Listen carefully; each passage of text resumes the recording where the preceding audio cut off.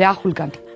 പ്രതിപക്ഷ നേതാവ് എന്ന നിലയിൽ ആ മനുഷ്യൻ കാണിച്ച ക്ഷമ, പ്രത്യാശ, പോരാട്ട വീര്യം, ജനാധിപത്യമാണ് പരമപ്രധാനം എന്ന ബോധ്യം. ഇപ്പോൾ നമ്മൾ അയാൾക്കൊപ്പം നിൽക്കേണ്ടി വരും.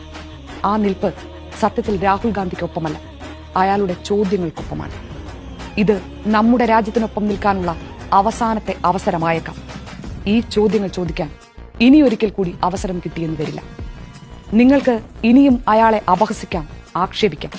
പക്ഷേ ആക്ഷേപിച്ചവർക്ക് മുന്നിലൂടെയാണ് ജനാധിപത്യത്തിന്റെ എല്ലാ ചോദ്യങ്ങളുടെയും ഭാരം വഹിച്ചുകൊണ്ട് പ്രതിപക്ഷ നേതാവിന്റെ തീർച്ചയിലേക്ക് അയാൾ നടന്നു കയറിയത്. എന്തെല്ലാം കുറവുകൾ കണ്ടെത്താനായാലും ആ യാത്രയിൽ എവിടെയും വെറുപ്പിന്റെ രാഷ്ട്രീയം നിങ്ങൾക്ക് ചൂണ്ടിക്കാണിക്കാനാകും. അയാൾ എവിടെയും മനുഷ്യരെ വെറുപ്പ് പടർത്തി ഭിന്നിപ്പിച്ചിട്ടില്ല. അയാൾ ആരെയും ഭയപ്പെടുത്തി നിശബ്ദരാക്കിയിട്ടില്ല. ഒരാൾ ജനാധിപത്യത്തിന്റെ ധൈര്യമായി മാറും.